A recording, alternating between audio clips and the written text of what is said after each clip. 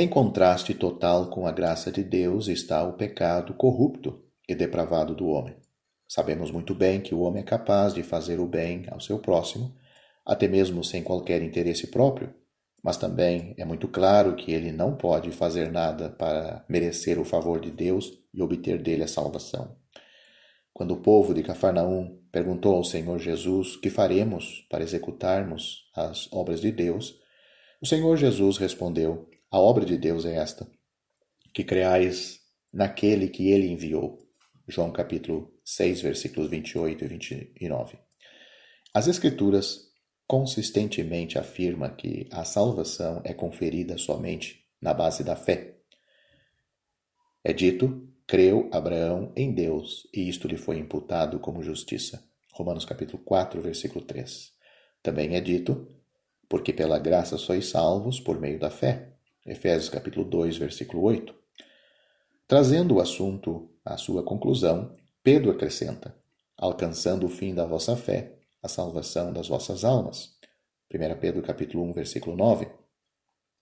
Nem o arrependimento, nem as orações, nem o desejo humano podem efetuá-la. Somente a fé salva. E o objetivo da fé salvadora é que Deus enviou seu Filho para ser o Salvador do mundo. 1 João capítulo 4, versículo 14. O meio escolhido por Deus para providenciar a salvação foi ilustrado e profetizado durante séculos antes da vinda do Senhor Jesus, provando que este plano não foi, de modo algum, um plano posterior de Deus ou um plano de emergência, forçado pelas circunstâncias. As revelações cumulativas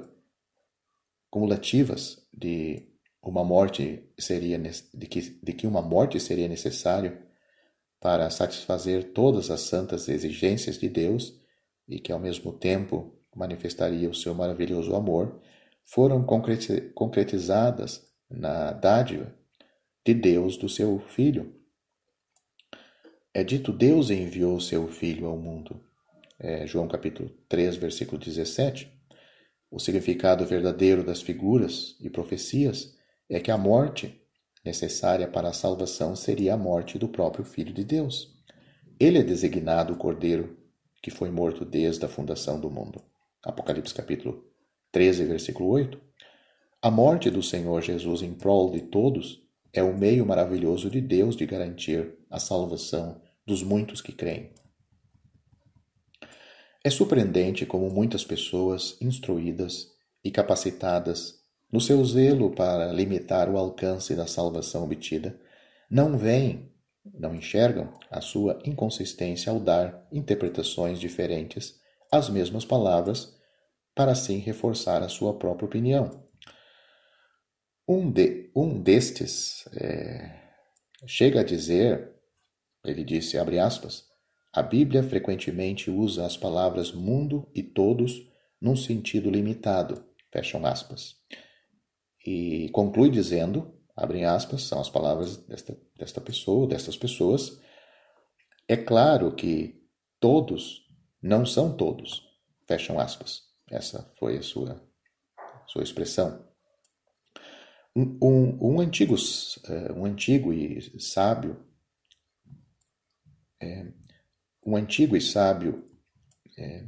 dizem mostrar o erro deste tipo de pensamento. É dito nessa frase o seguinte, abrem aspas. Se a Bíblia não quer dizer o que diz, então ninguém pode dizer o que ela quer dizer.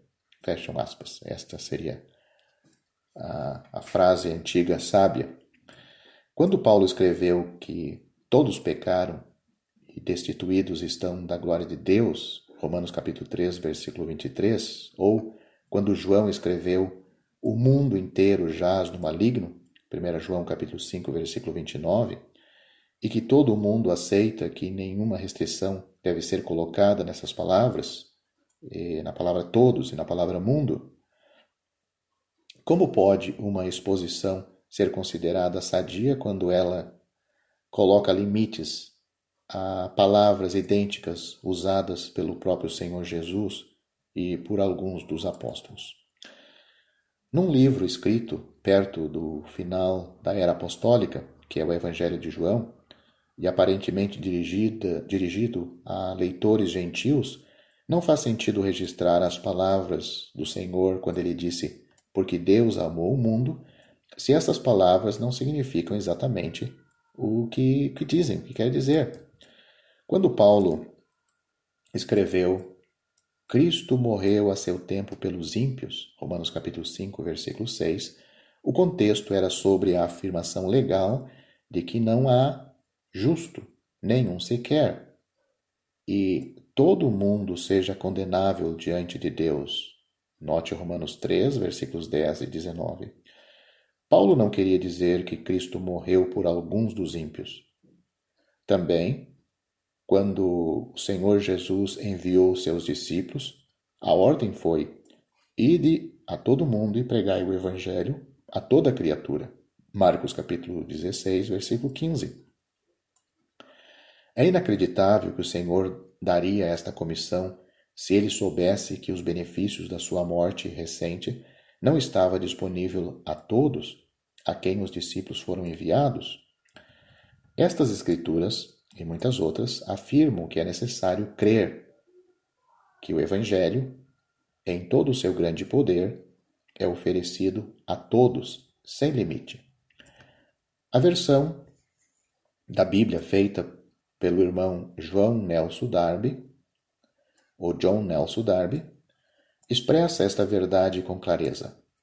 É dito: "Mas não será o ato de favor como foi a ofensa? Porque se pela ofensa de um os muitos têm morrido, muito mais tem a graça de Deus e o dom gratuito em graça, que é pelo um homem, Jesus Cristo, abundou aos muitos. Assim então, como foi por uma ofensa para a condenação de todos os homens, assim também por uma justiça para todos os homens, para a justificação de vida." Romanos capítulo 5, versículos 15 a 18.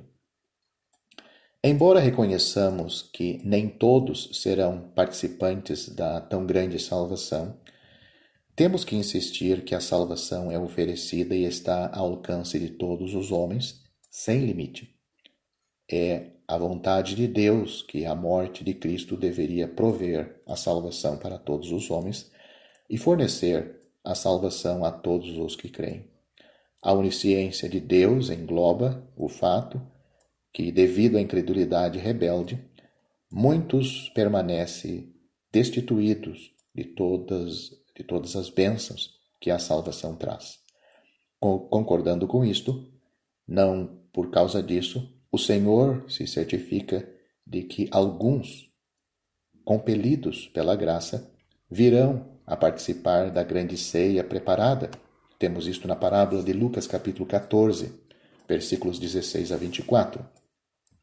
Assim, o propósito de Deus, segundo a eleição, permanece firme, conforme Romanos capítulo 9, versículo 11.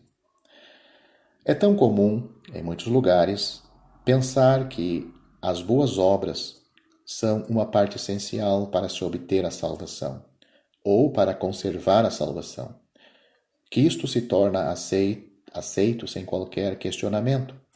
Alguns afirmam que é isto que as escrituras ensinam e dizem: as bênçãos eternas no céu são recompensa pelas boas obras realizadas na terra. Para apoiar esta crença falsa, palavras das Escrituras que não estão relacionadas com a obra inicial da salvação da alma são muitas vezes usadas. Versículos como, por exemplo, Filipenses capítulo 2, versículo 12, onde diz: "Operai a vossa salvação com temor e tremor", e Romanos capítulo 2, versículos 6 e 7, onde diz: "O qual recompensará cada um segundo as suas obras, a saber, a vida eterna aos que, com perseverança em fazer o bem, procuram glória, honra e incorrupção." Em vista das muitas escrituras que especificamente negam que obras por si mesmas ou em conjunto, como ritos e credos, possam dar a salvação, continuar a crer nisso é aceitar que a Bíblia é um livro muito inconsistente. No contexto exato onde Paulo insiste que é a graça de Deus que traz a salvação a todos os homens e que não é pelas obras de justiça que houvéssemos feitos, mas segundo a sua misericórdia, que Deus nos salvou, ele também enfatiza que tais salvos são um povo especial comprado, seja comprado, zeloso de boas obras. Isso temos, por exemplo, em Tito, capítulo 2, versículos 13 até o capítulo 3 do mesmo livro, versículo 5. É óbvio que colocar boas obras como uma condição para se obter a salvação não se sustenta debaixo de investigação e que os textos oferecidos como prova devem ter outras interpretações como tem. Na igreja em Filipos, surgiram problemas evidentemente de natureza pessoal. O apóstolo, estando ausente naquele tempo, encoraja os crentes a resolverem essas diferenças e colocar as coisas em ordem, com temor e tremor. Assim se encaixa esta expressão, operai a vossa salvação com temor e tremor, em Filipenses capítulo 2, versículo 12. Como crentes, ele os chama não a procurar merecer a salvação por meio de trabalho, mas a imitar o grande exemplo do seu Senhor e Salvador, que se humilhou e foi obediente até a morte e morte de cruz. Mas, mais ou menos no mesmo tempo, escrevendo a Tito, o contexto da sua exortação é o caráter moral dos cretenses, que deixavam muito a desejar.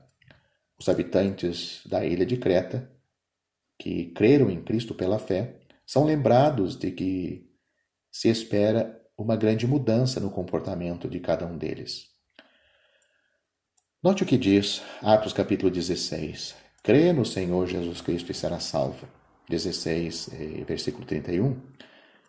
Para que todo aquele que nele crê não pereça, mas tenha a vida eterna. Essas são as palavras do Senhor Jesus, em João capítulo 3, versículo 15.